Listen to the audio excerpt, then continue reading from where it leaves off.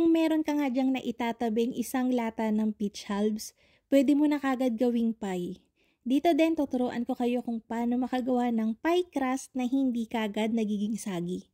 Kaya wag na nating patagalin yan at simulan na natin. Gawin na kagad natin yung pie crust natin. Dito meron akong 250 grams ng cake flour, pwede din ng all-purpose flour. Nilagyan ko yan ng 1/2 cup ng cold butter. Imamash ko lang yan hanggang sa may matirang maliliit o kaya malalaki. Basta ikalat nyo. Then maglalagay tayo ng medium size to small size, isang piraso lang na itlog. And then babatihin natin yan kasama nung 1/2 teaspoon ng salt and 1/4 cup ng sugar. Then pagsamasamahin na natin yan hanggang sa makabuo tayo ng dough. Sa una, parang ang lagkit-lagkit ng ating crust, parang hindi siya pang pie crust pa. Pero okay lang, pabayaan nyo ng mga ilang minuto, magiging firm yan. Huwag kayong mag-a-add ng additional na flour, hayaan nyo lang. Ang gagawin natin, babalutin natin to ng cling wrap and i-rest natin to sa chiller ng mga ilang minuto lang o hanggang sa kailanganin na natin siya. Ito yung mga pie crust na ginagamit natin sa Yema tart, sa apple tart, kahit anong tart pwede. Actually, itong recipe na to, pwede nyo rin siyang gawin sa tart kesa sa pie pan. Habang nagre-rest tayo ng dough, gawa naman tayo ng pang-filling natin. I-drain ko lang yung isang lata ng peach halves, tapos pagka-drain nun, ini-slice ko na yan ng medyo maliliit. Ganyan. Huwag nyo nga itatapon yung syrup, gagamitin natin yan later. Dito sa isang saucepan, maglalagay muna tayo na kaunti ng syrup para mas mabilis nating matunaw yung 5 tablespoon ng cornstarch, 1/3 cup ng sugar, naglagay din ako dyan ng pinch ng salt, and 2 drops ng egg yellow na food color. Para lang mas maganda yung kulay, pero optional lang to. Haluin ng maayos hanggang sa madilute na yung cornstarch and then add natin yung rest ng syrup. Lulutuin natin to sa medium na apoy. Syempre lalapot to, diba? Pag dire-diretso yung halo and mag-simmer na siya, lalapot to. Kaya lang, huwag nyo kagad papatayin yung apoy, hayaan yung ma-reduce yung sauce para maganda yung pagkakakoat niya dun sa mga peach natin. Kailangan translucent na talaga yung kulay ng sauce natin. Simmer nyo ng mga nasa 6 minutes, ganon. Katulad yan. Makikita nyo yung sauce niya, parang pa-jelly na, diba? Ganyan. Patayin yung apoy and then tsaka natin i-add yung mga slice natin na peach kanina. Haluin ng konti para ma-coat and then set aside. Kinuha ko na nga yung pie crust natin kanina na nasa chiller. Naglapat lang ako dito ng parchment paper, nilagyan ko yun ng konting flour, and then ipa-flatten na natin to.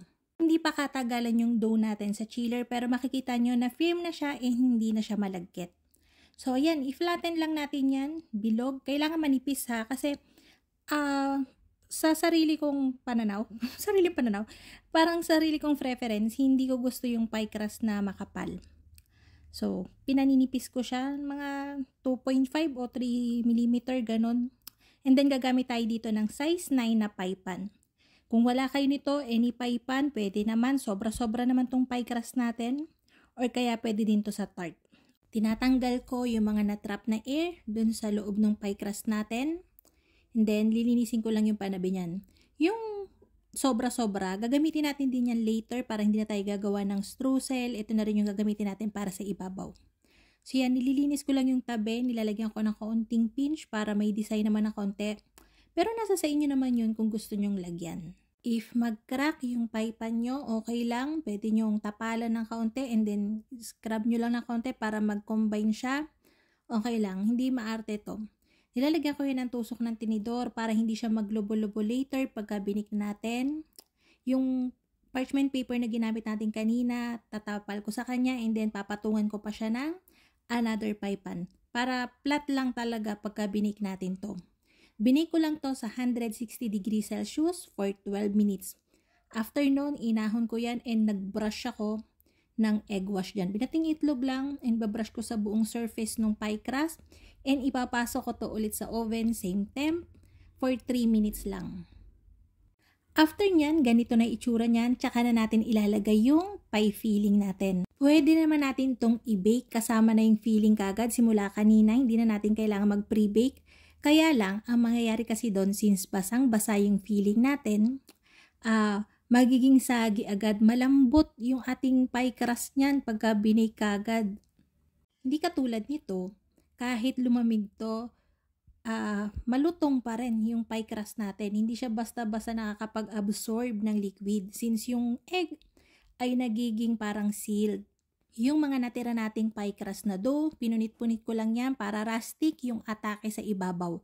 Pero nasa sa inyo pa rin yun. Kung anong gusto nyong gawin, kung gusto nyo gumamit ng cookie cutter, okay lang.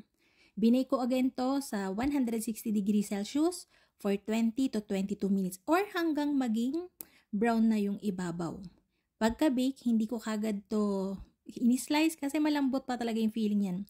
Pwede nyo siyang i-chiller for 4 hours hanggang maging firm na. Pero ito, nirest ko lang to for 1 hour kasi mas gusto ko na medyo nag-uus yung feeling natin. Mas masarap siya for me pagka ganon. Pero kung gusto nyo yung feeling na firm na, pwede nyo siyang i-rest ng mas matagal sa chiller. Mga 4 hours firm na kagad yung feeling natin. Sobrang light lang nung lasa nito. Alam niyo yung kasi pagka nag-a-add ako dito minsan ng cinnamon, ng nutmeg, alam niyo parang nagtatalo yung mga lasa. Kaya ito gusto ko lang talaga yung light na flavor. Peach lang. Kaya ayun na nga mga kalutong tinapay. Sana'y nagustuhan niyo yung ating video for today.